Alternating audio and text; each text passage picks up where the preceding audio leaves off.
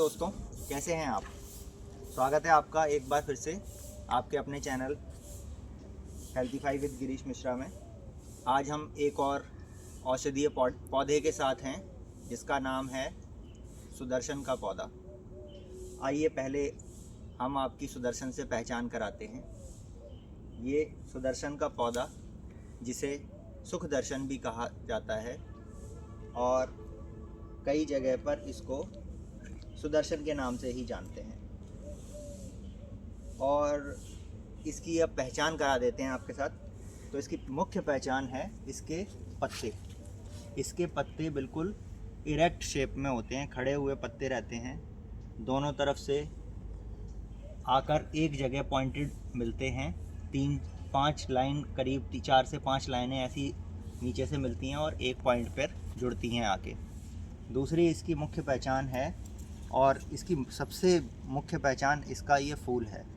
इसका ये सुंदर सा फूल सफ़ेद रंग का, एक तो इसमें खुशबू बहुत अच्छी आती है और घर आंगन को भी महका देता है ये। तो पहचान एक इसके पत्ते, और दूसरा इसका फूल, और तीसरा इसकी शेप। ये क्राउन शेप में होता है और नीचे बल्ब होता है इसका। और एक बार लगाने पर इसमें से अनेक पौधे अपने आप निकल आते हैं और फूल सूख जाने के बाद ये इसके ट्यूबर लाइक बल्ब बन जाते हैं ऊपर भी। तो ये हो गई इसकी पहचान। अब हम इसके औषधीय गुणों के बारे में बताते हैं।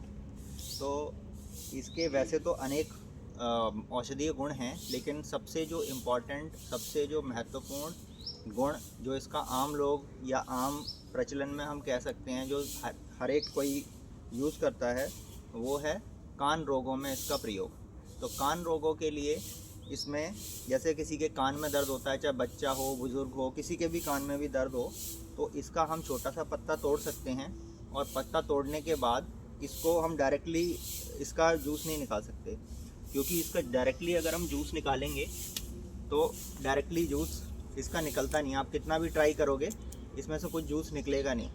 फिर आप कमेंट में कहोगे कि गिरीश भाई जूस तो निकला ही नहीं। ये देखो, जूस निकलता नहीं है ऐसे। अगर इसका थोड़ा सा भी जूस निकालना है, इसको हल्का सा तवे पर सेक लें।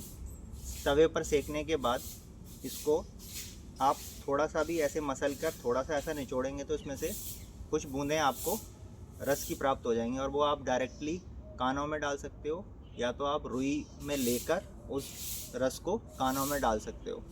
तो ये किसी भी प्रकार के कान रोग, चाहे कान में पस पड़ गया हो, चाहे कान में किसी भी प्रकार का दर्द हो रहा हो, दर्द असहनीय पीड़ा हो रही हो, तो ये चुटकियों में आपके दर्द से निजात दिला सकता है आपको। तो ये इसका सबसे प्रमुख इसका औषधीय गुण हो गया। लेकिन इसके साथ साथ इसके अनेक दूसरे भी औषधीय गुण होते हैं। जैसे हम अगर बात करें तो ये एंटीपायरेटिक है, यानी बुखार के रोगों में बहुत अच्छा काम करता है। ये एंटी मलेरियल है, मलेरिया के बुखार में भी ये बहुत अच्छा काम करता है। टाइफाइड के बुखार में ये बहुत अच्छा काम करता है। और बात करें इसकी दूसरी, कि ये जो पौधा है ये दर्द में भी बहुत अच्छा काम करता है। तो अगर आपके घुटने में दर्द है, पैरों में दर्द है कहीं पे, तो सेम इसका पत्ता सेक लें और लपेट लें पैर में, ऊपर से पट्टी बांध लें, रात भर इसको बांध के रख सकते हैं, तो बहुत अच्छा आराम देता है। और अगर इसका आपको बुखारों में यूज़ करना है, तो बुखारों में इसका मुख्य यूज़ ये है कि ये इसमें अनेक दूसरी जड़ी बूटियाँ मिलाई जाती हैं, जैसे नीम, चिरायता, त्रिकुट।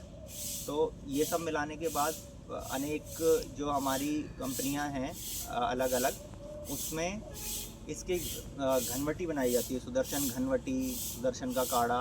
तो वो आपको मार्केट में आसानी से मिल जाता है, और उनको आप 2-2 गोली सुबह शाम ले सकते हो। जैसे किसी भी प्रकार के मलेरिया के बुखार में जो एक दिन छोड़ के एक दिन ठंड देकर आता है, या टाइफाइड का बुखार है, तो उन रोगों में ये बहुत अच्छा काम करता है।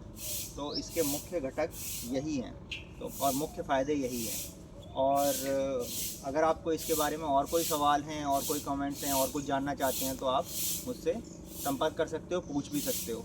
लेकिन आप इसको लगाएं, घर आंगन को महकाएं और अच्छे से यूज़ करें इसको।